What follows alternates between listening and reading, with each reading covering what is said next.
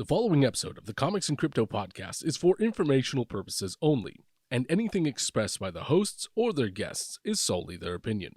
This podcast does not constitute financial advice, and anyone wishing to invest should seek their own independent financial or professional help.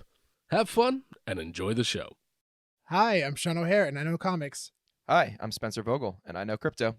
Hi, I'm Kevin Lee Loader, and I don't know shit. This is the Comics and Crypto podcast. Comics and crypto, crypto and comics, collector's world in a digital age. Comics and crypto, crypto and comics is where the next billionaires will be made. It's comics and crypto. What's going on, everybody? Thanks so much for joining today. We have some interesting news. Some of them inside of the VeVe vault have been released. And people have mixed feelings about it. Twitter's up in the storm.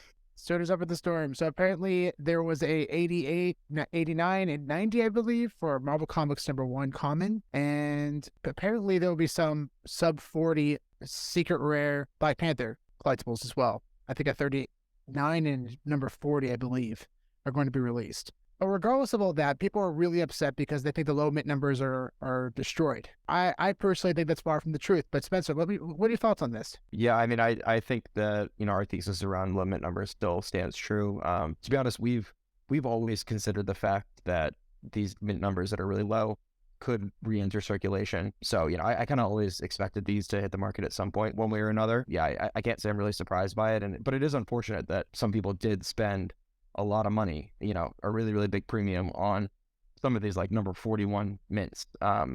It is really unfortunate, but it kind of was to be expected that these would get released at some point. Yeah, this is definitely something we've talked about in the podcast in the past. We talked about how the 41 mint, for example, for collectibles, we know that it's the first public available mint number, but you got to be careful when you put value on that thing because we fully expect some of these other collectibles to be released in the vault over time. I didn't expect them to be released this soon, and I believe these collectibles very well may have come from the Marvel Unlimited giveaway, which happened during Comic-Con. But still, even then, those are the mint numbers that are going to be affected the most. But as far as low mint numbers in general, I mean, that's just a strong moving train that's not going to stop. It's only getting bigger. Yeah. Right now, it doesn't seem as significant because of the bear market, because the overall popularity of these collectibles are down. So people aren't paying premiums for these low mint collectibles. But that'll change over time as the demand goes up. It's just like comic books. When people collected comic books, that wasn't enough, so they differentiated value by grading them, and that became a huge deal. And then that wasn't enough, and they started figuring out other ways to differentiate value, including variants, special variants, Canadian price variants, or newsstand variants. And they just started creating variants. So again, the only real way to differentiate value between these collectibles are the mint numbers. Yeah. And we know low mint numbers, people do pay for a premium for them. Not as much now as they did back in January, but when the popularity goes up again, everything's going to change. So if we're referencing Black Panther Secret Rare, for example, when a 39 and a 40 is released, that is going to affect the 41. But in our opinion, it's not going to affect the lower mint numbers still, like the sub 100s, for example, or even, 100 to 200. It's not going to affect those.